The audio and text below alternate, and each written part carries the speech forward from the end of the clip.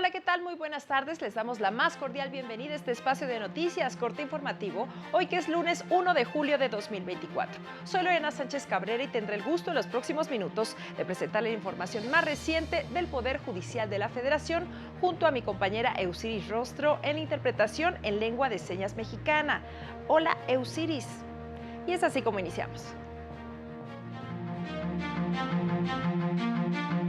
La Corte revisó la constitucionalidad de disposiciones del municipio de Castaños, Coahuila, que establecían un cobro por la construcción o remodelación de pozos para la extracción de hidrocarburos.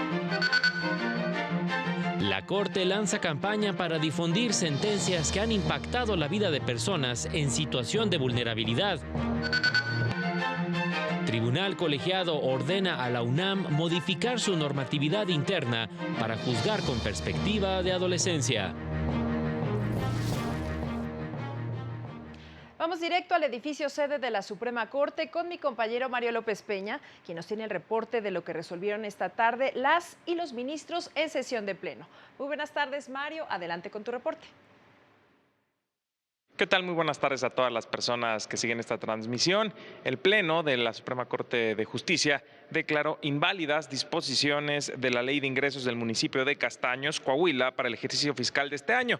Las normas disponían el cobro por el otorgamiento de permisos, ya sea para la construcción o la remodelación de pozos para la extracción de hidrocarburos en ese municipio. El Pleno las invalidó, pues determinó que invadían competencias exclusivas del Congreso de la Unión. Que dichas normas efectivamente interfieren con una potestad de orden federal.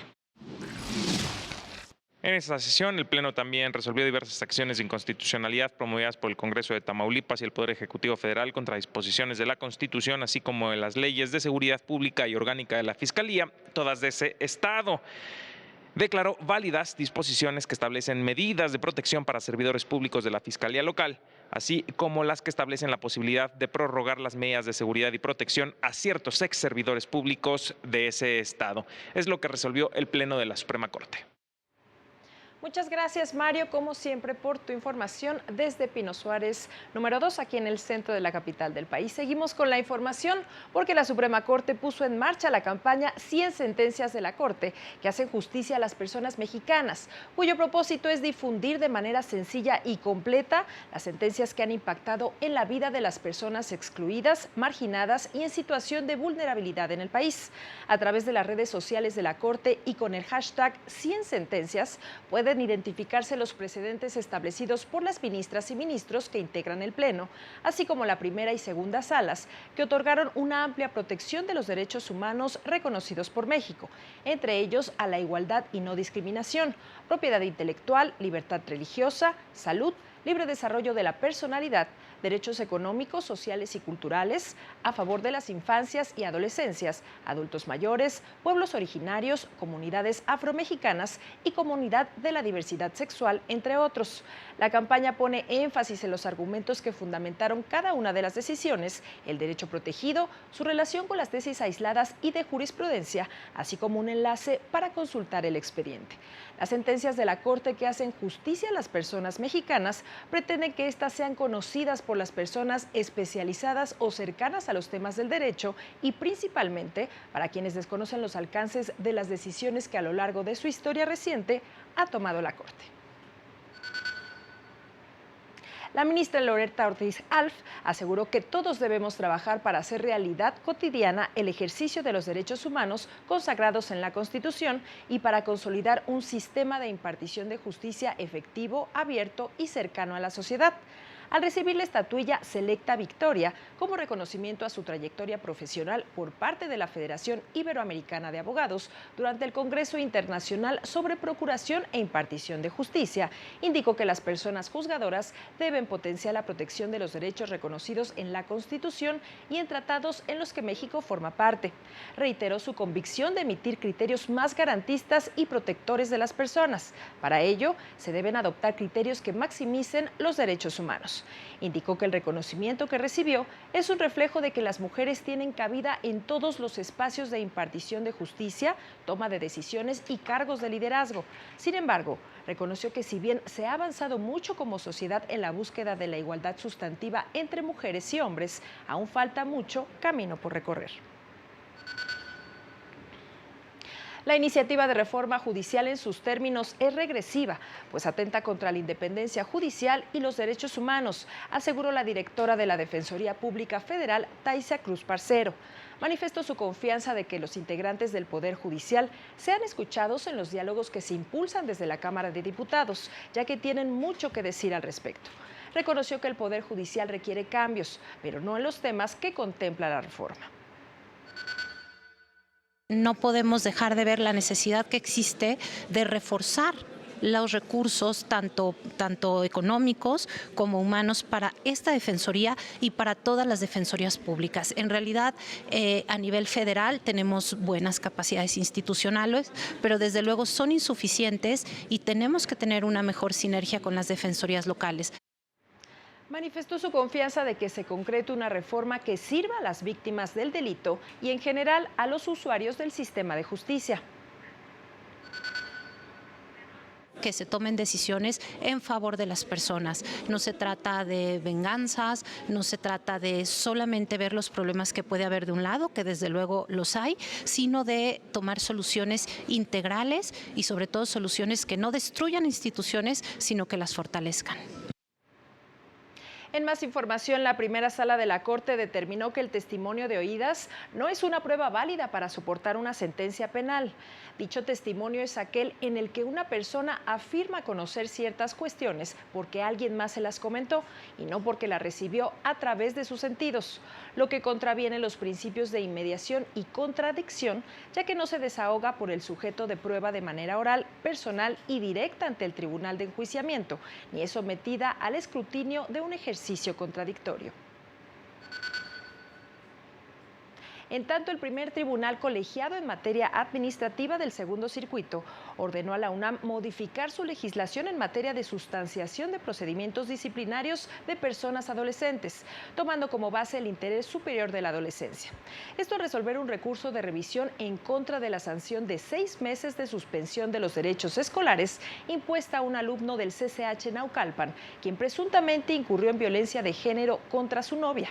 El tribunal colegiado encontró que la máxima casa de estudios carece de procedimientos y personal capacitado para cumplir con el criterio de justicia adaptada. En el caso, el tribunal determinó dejar sin efectos la suspensión de 6 meses impuesta al presunto agresor. Ordenó al rector de la UNAM y al director del CCH Naucalpan elaborar en un plazo de 30 días un plan educativo y de sensibilización para las partes involucradas. El alumno deberá tomar cursos de género de manera obligatoria y la alumna de manera voluntaria. Además, deberán ser evaluados por una persona especialista en psicología para determinar las repercusiones de la relación y, en su caso, definir las líneas para su adecuado tratamiento. Las tareas deberán realizarse por separado. La sentencia subraya que las sanciones que se deriven de actos cometidos por adolescentes tendrán carácter socioeducativo y no solo punitivo. La magistrada Adriana Leticia Campuzano Gallegos indicó que el derecho de acceso a la justicia tiene varias connotaciones, pero la más importante es la tutela judicial efectiva, lo que implica que cualquier persona puede ir ante un tribunal imparcial e independiente a demandar justicia. Indicó que las personas juzgadoras tienen que mirar a las personas que acuden a solicitar justicia, pues cuando se trata de personas que se encuentran en situación de vulnerabilidad, es necesario establecer una protección especial, entre ellas mujeres, personas adultas mayores y de la diversidad sexual, entre otros. Tienen que contar con asesoría jurídica, está el Instituto de Defensoría y sus asesores jurídicos y sus defensores jurídicos, por supuesto, pero lo importante es que cuando acudan al juicio hagan valer precisamente su condición vulnerable. Y con esta información vamos a hacer una pausa, pero regresamos con más noticias a Corte Informativo. No se vaya.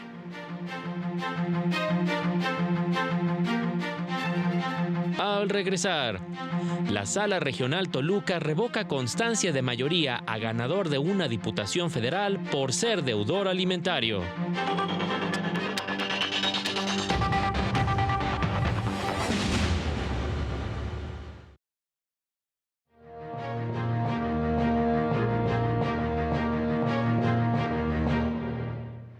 Ya estamos de regreso, ahora con temas electorales. La Sala Regional Toluca determinó confirmar la validez de la elección de Diputación Federal de mayoría relativa en el Distrito 23 Electoral Federal, ubicado en Lerma de Villa, Estado de México, pero revocar la constancia de mayoría expedida en favor del candidato propietario ganador postulado por la coalición Sigamos Haciendo Historia.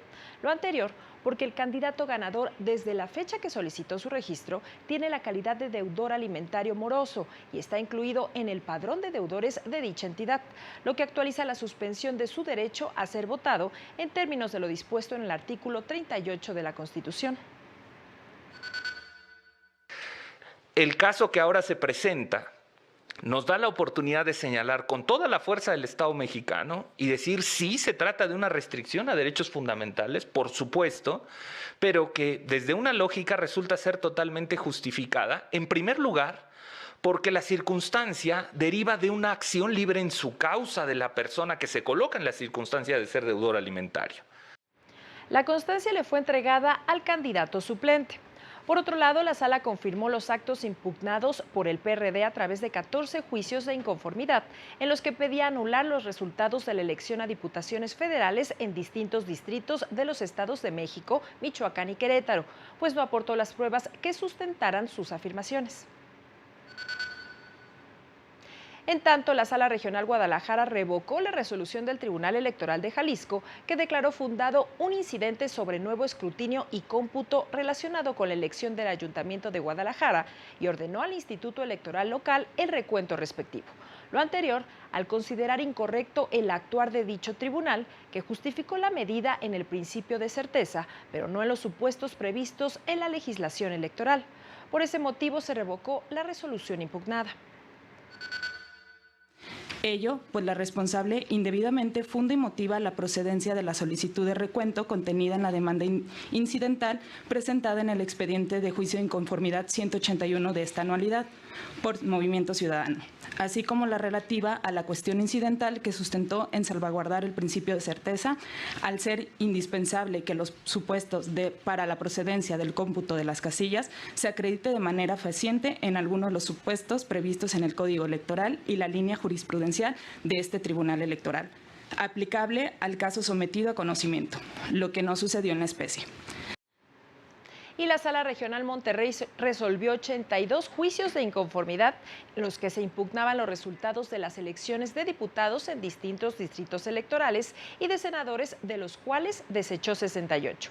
54 de ellos porque se impugnaron los cómputos distritales y no los de la entidad al tratarse de la elección de senadores. 14 se desecharon por promoverse de forma extemporánea y 2 por carecer de firma. Solo en 14 procedió la demanda de nulidad de la elección y de la votación en casilla. En 9 se mantuvieron los resultados sin cambios y solo en 5 procedió la nulidad en 1 o 2 casillas, pero no se dio un cambio de ganador. Fueron los distritos 1 en Piedras Negras, Coahuila, 10 en Uriangato, Guanajuato, 3 en Río Bravo, Tamaulipas y 4 en Guadalupe, Zacatecas. En cuanto al juicio de inconformidad 85, se resuelve. Primero, se declara la nulidad de la votación recibida en la casilla que se señala en el fallo. Segundo, se modifican los resultados consignados en el acta de cómputo distrital de la elección de diputaciones federales por el principio de mayoría relativa en el 04 Distrito Electoral con cabecera en Guadalupe, Zacatecas, en términos de los apartados de efectos de la sentencia. Tercero, se confirma la declaración de validez de la elección y el otorgamiento de la constancia en mayoría respectiva.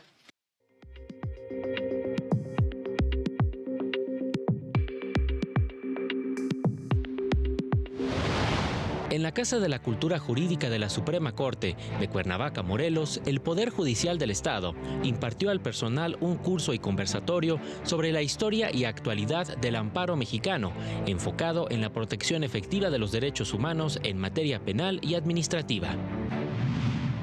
El Poder Judicial del Estado de México llevó a cabo el primer foro temático de interculturalismo sobre medicina tradicional y justicia indígena, con el que reafirmó su compromiso con el pluralismo jurídico para visibilizar y formalizar los sistemas ancestrales. El Poder Judicial de Sinaloa publicó la convocatoria cerrada al proceso de concurso de oposición para la designación de personas titulares de juzgados de primera instancia del ramo familiar.